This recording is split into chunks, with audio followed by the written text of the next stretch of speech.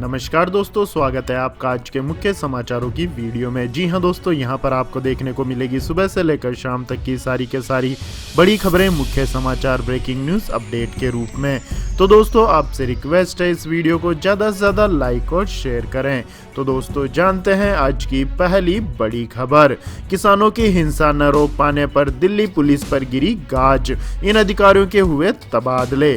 जी हां दोस्तों, नए कृषि कानूनों के खिलाफ 26 जनवरी को दिल्ली में हुई किसानों की हिंसा न रोक पाने पर सरकार ने दिल्ली पुलिस के अफसरों पर कार्यवाही करना शुरू कर दी है। दिल्ली के उपराज्यपाल अनिल बैजल के आदेश पर दिल्ली में कई डीसीपी और एडिशनल डीसीपी के ट्रांसफर आदेश जारी किए गए। दिल्ली सरकार के गृह विभाग के डिप्टी सेक्रेटरी ए.के. गौतम की ओर से जारी किए गए आदेशों के मुताबिक दिल्ली पुलिस के पश्चिम जिले के डीसीपी आईपीएस दीपक पुरोहित का भी ट्रांसफर किया गया है। उनको प्रमोशन के साथ एडिशनल सीपी हेडक्वार्टर भेजा गया। वहीं डीसीपी हेडक्वार्टर 208 बैच के आईपीएस अधिकारी चिन्मय विश्वास को डीसीपी नियुक्त किया गया है। डीसीपी क्राइम ब्रांच की जिम्मेदारी अभी तक आईपीएस मोनिका भारद्वाज संभाल रही है। इसके बाद दोस्तों, जान लेते हैं अगली बड़ी खबर। किसान आंदोलन पर राकेश टिकैत का बड़ा ऐलान, कहा अक्टूबर तक चलेगा आंदोलन। जी हां दोस्तों, किसान आंदोलन को लेकर एक तरफ जहां दिल्ली की सीमाओं पर भारी संख्या में सुरक्षा बलों को तैनात किया गया है और जगह जगह पर प्रदर्शनकारी किसानों को रोकने के लिए अवरोध लगाए गए हैं, इसी बीच किसान नेता राकेश टिकैत ने बड़ा ऐलान किया है। गाजीपुर बॉर्डर से राकेश टिकैत ने कहा है कि हमारा नारा है कानून वापसी नहीं तो घर वापसी नहीं। ये आंदोलन अक्टूबर से पहले खत्म नहीं होगा और हाल ही में इसके खत्म होने की तो कोई संभावना नहीं है। राकेश टिकैत ने कहा है कि हमने सरकार को बता दिया है कि यह आंदोलन अक्टूबर तक चलेगा और बातचीत भी जारी रहेगी। इसके साथ ही राकेश टिकैत ने लाल किले की घटना को लेकर कहा है कि नौजवानों को बहकाया गया, उनको लाल किले का रास्ता बताया गया कि पंजाब की कौम बदनाम हो, किसान कौम को बदनाम करने की कोशिश की गई। इसके बाद दोस्तों, जान लेते हैं अगली बड़ी खबर। गाजीपुर बॉर्डर पर कड़े सुरक्षा के इंतजाम, दिल्ली पुलिस ने सड़कों पर लगाई कीलें। जी हां दोस्तों, दिल्ली उत्तर प्रदेश के बीच स्थित गाजीपुर बॉर्डर एक किले में तब्दील हो गया है। यहाँ हजारों किसान नए केंद्रीय कृषि कानूनों के खिलाफ विरोध प्रदर्शन कर रहे हैं। पुलिस ने प्रदर्शन स्थल पर कई स्तरों पर बैरिकेड लगाए हैं और सुरक्षा बलों की भारी तैनाती की गई है। गाजीपुर बॉर्डर पर प्रदर्शनकारियों की संख्या बढ़ती जा रही है और भारतीय किसान यूनियन के सदस्य और इसके नेता राकेश टिकैत यूपी गेट पर नवंबर से डटे हुए हैं। आंदोलन को देखते हुए प्रांतीय सशस्त्र बल और त्वरित कार्य बल सहित सैकड़ों सुरक्षा कर्मियों को सतर्क रखा गया है। स्थिति पर नजर रखने के लिए ड्रोन का उपयोग किया जा रहा है और वाहनों की जांच की जा रही है। उत्तर प्रदेश, हरियाणा और राजस्थान से और अधिक किसान प्रदर्शन में शामिल होने के लिए आ रहे हैं। पैदल जाने वाले लोगों को रोकने के लिए बैरिकेड के अलावा कटीले तार लगाए गए हैं और जगह जगह सड़क पर नुकीली कीलें भी लगाई गई है। इसके बाद दोस्तों, जान लेते हैं अगली बड़ी खबर। किसानों के मुद्दे पर संसद के दोनों सदन स्थगित, भारी हंगामे के बीच कृषि मंत्री ने दिया बड़ा बयान। जी हां दोस्तों, संसद के बजट सत्र में विपक्ष का हंगामा लगातार जारी है, जिसके बाद केंद्रीय कृषि मंत्री नरेंद्र सिंह तोमर ने कहा है कि सरकार किसानों के मुद्दे पर बातचीत के लिए तैयार है, लेकिन विपक्ष सिर्फ हंगामे पर अड़ा है। उन्होंने कहा है कि हंगामे के माध्यम से सिर्फ सबका समय बर्बाद किया जा सकता है। कृषि मंत्री ने कहा है कि अगर किसानों के मुद्दे पर चर्चा हो रही होती तो अब तक आधा समय भी बीत चुका होता। आपको बता दें कि संसद के दोनों सदन हंगामे की वजह से बाधित हो रहे हैं, जिसके कारण राज्यसभा की कार्यवाही को पूरे दिन के लिए स्थगित करना पड़ा। वहीं लोकसभा की कार्यवाही को भी कुछ समय के लिए स्थगित किया गया। इसके बाद दोस्तों, जान लेते हैं अगली बड़ी खबर। शर्जील उस्मानी के जहरीले बोल, सड़ चुका है हिंदू समाज, बीजेपी ने की कार्यवाही की मांग। जी हां दोस्तों, महाराष्ट्र के पूर्व मुख्यमंत्री और बीजेपी नेता देवेंद्र फडणवीस ने सीएम उद्धव ठाकरे को पत्र लिखकर हिंदुओं के खिलाफ भड़काऊ भाषण देने वाले पूर्व छात्र नेता शर्जील उस्मानी के खिलाफ कार्यवाही की मांग की है। शर्जील उस्मानी ने यह भाषण इस साल 30 जनवरी को पुणे की यलगार परिषद में दिया था। सीएम उद्धव ठाकरे को लिखे पत्र में देवेंद्र फडणवीस ने हिंदुओं के खिलाफ आपत्तिजनक टिप्पणी करने वाले शर्जील उस्मानी के खिलाफ कड़ी कार्रवाई करने की मांग की है। शिकायत के मुताबिक शर्जील उस्मानी ने यह भड़काऊ भाषण पुणे के पास 30 जनवरी 2021 को यलगार परिषद में दिया था। इस कार्यक्रम में भीड़ को संबोधित करते हुए उस्मानी ने हिंदुओं के खिलाफ जमकर जहर उगला था। अपने इस भाषण के जरिए शर्जील उस्मानी ने लोगों को हिंदुओं के खिलाफ भड़काने की भी कोशिश की थी। इसके बाद दोस्तों जान लेते हैं अगली बड़ी खबर। मोदी सरकार सब्सिडी के गणित को बदलने का बना चुकी है मन, जहां जरूरत वहीं मिलेगी सब्सिडी। जी हां दोस्तों, सरकार सब्सिडी के समूचे गणित को बदलने का मन बना चुकी है। बजट में इसकी साफ झलक दिखती है। सब्सिडी पर सरकार को चालू वित्त वर्ष के दौरान कुल 5.96 लाख करोड़ रुपए की रिकॉर्ड राशि खर्च करनी पड़ती है, लेकिन ये कोरोना से उपजी स्थिति की वजह से हुआ है। अगर बजटीय प्रावधानों की बात करें तो 2020-21 में सब्सिडी के लिए 3,27,794 करोड़ रुपए की राशि आवंटित की गई है, जिसे अगले वित्तीय वर्ष के लिए 3,35,361 करोड़ रुपए किया गया है, यानी 7,567 करोड़ रुपए की वृद्धि हुई है। इसके बाद दोस्तों जानते हैं अगली बड़ी खबर। पीएम किसान स्कीम को लेकर बजट में हुआ बड़ा ऐलान, घटाए गए पैसे। जी हां दोस्तों, संसद में 1 फरवरी को पेश हुए बजट में वित्त मंत्री निर्मला सीतारमण ने पीएम किसान योजना के लिए दिए जाने वाले बजट में कटौती का ऐलान किया है। कृषि कानूनों को लेकर देश भर में चल रहे कृषि आंदोलन के बीच यह संभावना जताई जा रही थी कि सरकार किसानों को मिलने वाली पीएम किसान सम्मान निधि की राशि में बढ़ोतरी कर सकती है।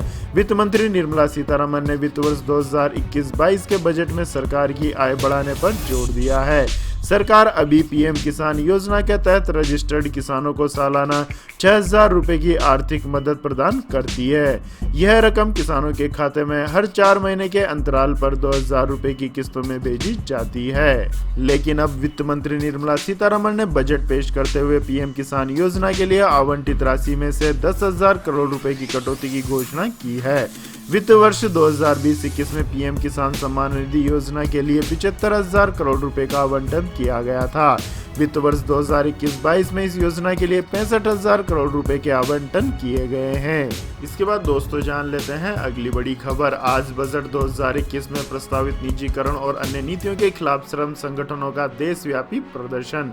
जी हां दोस्तों, देश के 10 मजदूर संगठनों ने संयुक्त मंच से 2021-22 के बजट में प्रस्तावित निजीकरण और अन्य जन विरोधी नीतियों के खिलाफ आज देशव्यापी विरोध प्रदर्शन करने का ऐलान किया है। इसके साथ ही संयुक्त मंच ने श्रम संहिताओं को रद्द करने और गरीब मजदूरों को आय तथा खाद्य सुरक्षा देने की मांग भी की है। इन 10 श्रम संगठनों में Indian national trade union Congress, all India trade union Congress, Hind मजदूर सभा, centre of Indian trade unions, all India United trade union centre, trade union coordination centre, स्वरोजगार महिला संघ, all India central council of trade unions, labour progressive federation और United trade union Congress शामिल है। इसके बाद दोस्तों जान लेते हैं अगली बड़ी खबर। जो बाइडेन ने भारत को F-15EX विमान देने की दी मंजूरी, हर मौसम में हमला करने में है सक्षम। जी हां दोस्तों, अमेरिका के राष्ट्रपति बनने के बाद जो बाइडेन ने भारत की और दोस्ती का हाथ बढ़ाया है और सबसे आधुनिक युद्धक विमान F-15EX देने की मंजूरी दे दी है और भारतीय वायुसेना को जल्द ही अमेरिका का सबसे अत्याधुनिक युद्धक विमान F-15EX मिल सकता है। Boeing international sales and industrial partnership की उपाध्यक्ष मारिया एच लेने ने इस बात की पुष्टि की है। उन्होंने बताया कि भारत और अमेरिका की सरकारों के बीच चर्चा हुई है। दोनों देशों की वायुसेनाओं ने F-15EX के बारे में सूचनाओं का आदान प्रदान किया है। उन्होंने आगे कहा है कि अमेरिकी सरकार ने भारत को F-15EX विमान देने के हमारे लाइसेंस संबंधित अनुरोध को स्वीकार कर लिया है। इसके बाद दोस्तों जान लेते हैं आज के वेदर अपडेट्स। तो दोस्तों, दिल्ली एनसीआर में बारिश के हैं आसार, पहाड़ों पर होगी बर्फबारी। जी हां दोस्तों, उत्तर भारत इन दिनों भीषण ठंड का सामना कर रहा है। पहाड़ी इलाकों में बर्फबारी भी जारी है, जिसकी वजह से सर्दी कम होने का नाम नहीं ले रही है। मौसम विभाग के मुताबिक दिल्ली एनसीआर समेत पश्चिमी यूपी, पंजाब, हरियाणा, राजस्थान जैसे इलाकों में हल्के से घना कोहरा रहने का अनुमान है। स्काईमेट वेदर के अनुसार पहाड़ी राज्यों से उठने वाले पश्चिमी विक्षोभ के चलते मौसम में बदलाव देखने को मिलेगा। पर्वतीय इलाकों में बर्फबारी और बारिश देखने को मिलेगी, जिसकी वजह से ठंड और बढ़ेगी। इस पश्चिमी विक्षोभ का असर मैदानी इलाकों पर भी देखने को मिलेगा, जहां हल्की बारिश हो सकती है। मध्य प्रदेश और खासकर उसके पूर्वी हिस्सों में जारी कड़ाके की सर्दी का प्रकोप जारी जारी है। वहीं उत्तर प्रदेश में भी गलन और ठिठुरन भरी सर्दी जारी है। राजस्थान के भीलवाड़ा, झुंझुनू और सीकर जिले में भी शीतलहर का अनुमान लगाया गया है। इसके बाद दोस्तों रुक करते हैं आज के सोने और चांदी के भाव। तो दोस्तों दिल्ली सराफा बाजार में सोने और चांदी दोनों ही कीमती धातुओं के भाव में गिरावट दर्ज की गई है। HDFC सिक्योरिटीज के अनुसार राष्ट्रीय राजधानी दिल्ली में सोने के हाजिर भाव में 480 रुपए की गिरावट दर्ज की गई। इस गिरावट से सोने का भाव 47,702 रुपए प्रति 10 ग्राम पर आ गया है। वहीं सिक्योरिटीज के अनुसार वैश्विक स्तर पर कीमतों में गिरावट के चलते घरेलू बाजार में भी गिरावट दर्ज हुई है। गौरतलब है कि इससे पिछले सत्र में सोना 48,182 रुपए प्रति 10 ग्राम के भाव पर बंद हुआ था। वहीं चांदी की घरेलू हाजिर कीमतों में मंगलवार को जबरदस्त गिरावट दर्ज की गई। चांदी के हाजिर भाव में 3,097 रुपए की जबरदस्त गिरावट दर्ज की गई। इस गिरावट से चांदी का भाव 70,122 रुपए प्रति किलोग्राम पर रह गया है। इसके बाद दोस्तों जान लेते हैं अगली बड़ी खबर। बजट के दिन लगा महंगाई का तड़का, बढ़ गई LPG सिलेंडर की कीमतें। जी हां दोस्तों, बजट पेश हो चुका है। अगर आप अब तक ये हिसाब लगाने में जुटे हैं कि आपको कहां क्या मिला है और कहां नहीं, तो इस बीच एक खबर LPG सिलेंडर को लेकर भी सुन लीजिए। IOC ने कमर्शियल सिलेंडर के दाम बढ़ा दिए हैं। कंपनी हर महीने गैस की कीमतों की समीक्षा करती है। हालांकि रसोई गैस सिलेंडर की कीमतों में कोई बदलाव नहीं हुआ है। ऑयल मार्केटिंग कंपनियों ने फरवरी महीने के लिए LPG सिलेंडर की कीमतें जारी कर दी है। इसके बाद दोस्तों जान लेते हैं अगली बड़ी खबर। बैंक में 5 लाख तक जमा राशि पर होगी सेफ्टी की गारंटी, कानून में संशोधन का आया प्रस्ताव। जी हां दोस्तों, सरकार बैंकों में जमा पैसों को पहले के मुकाबले ज्यादा सेफ बनाने पर काम कर रही है। इसके तहत भविष्य में बैंकों में रखे पैसों में से 5 लाख रुपए तक की राशि पूरी तरह से सुरक्षित रहेगी। इसके लिए बजट में सरकार ने DICGC कानून में संशोधन का प्रस्ताव किया है। इससे संकट में बैंकों के जमाकर्ताओं की 5 लाख रुपए तक की पूंजी पर इंश्योरेंस प्रोटेक्शन होगा। PTI की खबर के मुताबिक सरकार ने जमा बीमा एवं ऋण गारंटी नियम कानून में संशोधन का प्रस्ताव करते हुए जमा राशियों पर बीमा संरक्षण को 5 गुना कर 5 लाख रुपए करने की घोषणा की है। इसके बाद दोस्तों जान लेते हैं अगली बड़ी खबर। बाजार को रास आ रहा है बजट 2021। सेंसेक्स उछलकर 50,000 के करीब पहुंचा। निवेशकों को हुए 4.4 लाख करोड़ रुपए की कमाई। जी हां दोस्तों, भारतीय शेयर बाजारों को वित्तीय वर्ष 2021-22 के लिए सोमवार यानी 1 फरवरी 2021 को संसद में पेश किया गया केंद्र का बजट काफी रास आया हुआ नजर आ रहा है। NSE और BSE कल काफी तेजी के साथ बंद हुए थे। शेयर बाजारों में तेजी का ये सिलसिला आज यानी मंगलवार को भी जारी रहा और सुबह सेंसेक्स निफ्टी चढ़कर खुले। इसके बाद बाजार में तेजी बनी रही। BSE का संवेदी सूचकांक सेंसेक्स मंगलवार को 2.46% यानी 1197.11 अंक उछलकर 49,797.72 के स्तर पर बंद हुआ। वहीं NSE के निफ्टी में 366.70 अंक यानी 2.57% की तेजी दर्ज की गई और ये 14,647.90 अंक पर बंद हुआ। तो यह थी दोस्तों आज की सभी महत्वपूर्ण बड़ी खबरें। और दोस्तों बारी आती है आज के माइंड क्विज की, जिसका जवाब देकर आप बन सकते हैं एक शानदार उपहार के विजेता। तो दोस्तों आज का सवाल है, सब इंस्पेक्टर के कंधों पर कितने सितारे होते हैं? जी हां दोस्तों, अगर आपको इस सवाल का जवाब आता है तो तुरंत कमेंट सेक्शन में लिख दीजिए। इस वीडियो को लाइक कीजिए, शेयर कीजिए और हमारे चैनल को सब्सक्राइब करके बेल आइकन का बटन भी दबा लें। धन्यवाद। जय हिंद, जय भारत, वंदे मातरम।